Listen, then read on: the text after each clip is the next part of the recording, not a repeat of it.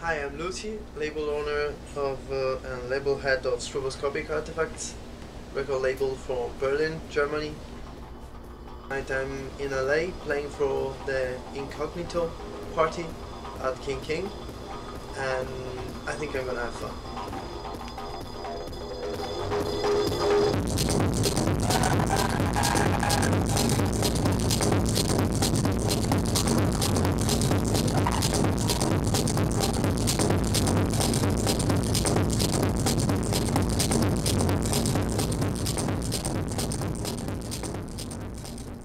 So Stroboscopic Artefacts started in September 2009 in Berlin, but the idea was already in my mind since a long time, like 1 year or so before opening. Like actually I moved to Berlin from Paris really with this project in mind, and just the time to take the dimension of this crazy city that is Berlin at the moment.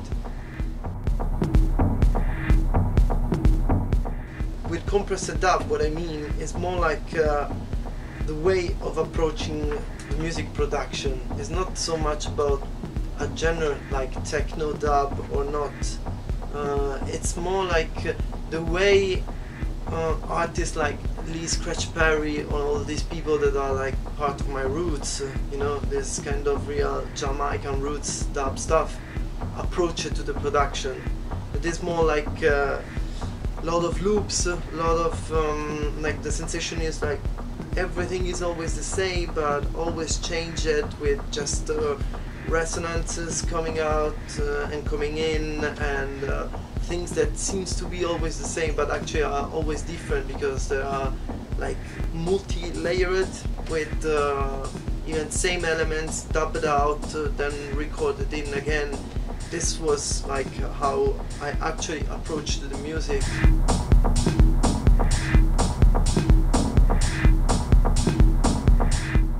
Nowadays it's more than evident how techno is IDM influenced, you know, and it's getting really stronger and stronger. And yeah, and this is a side that we are going to develop on Stroboscopic, mostly on the full length thing. We're gonna start in 2011.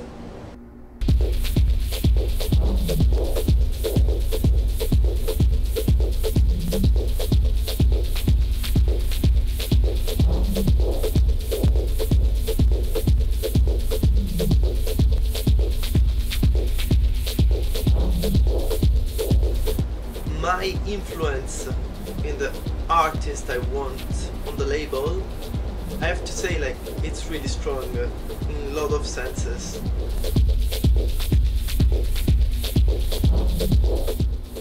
On Stroboscopic Artefacts we have not tracks but artists. When I take someone and I say, okay, yes man, you're on board, it's because like I strongly believe that this artist can develop with the record label, you know, and that the record label can grow up with the artist. It's like a two-sided relationship. With Artifacts Mastering and Oblivious Artifacts, one for mostly mastering your little bit of post-production stuff sometimes, and Oblivious Artifacts for all our graphic design and in general graphic concept. It's really like a big family, and I like it like this because I strongly believe in the do-it-yourself philosophy. Like, it's something that was really fascinating for me in the early days of techno, you know. If you remember like labels like Warp Records in the 90s, everything was so like inside the same mood, you know, like just these people were knowing each other so well, you know, and they were like pushing a certain sound, a certain way of treating the sound, a certain way of presenting themselves with videos, artworks, and DJing, like video performance and stuff.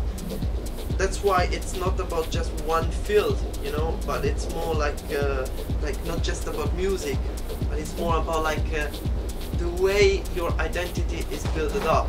It's like music together with the artworks, together with the way you present artworks and sound together, together with how the sound is treated with mastering and post-production.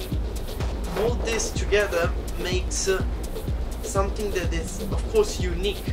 You easily can have like a strong identity that is not just a sound identity, but as I repeat millions of times, it's more a cultural identity behind the things.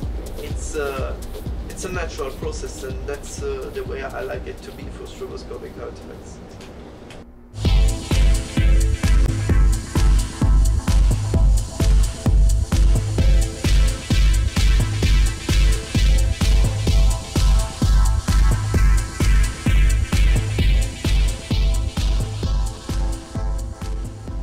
I think that the feeling is the main thing in techno. Like if you lose the point about the fact that techno is more a feeling than a genre, then you will just burn your possibilities. It's like this mystical way of approaching music. It's like really strongly spiritual. It's like a prayer, you know, that makes you really go deep inside yourself.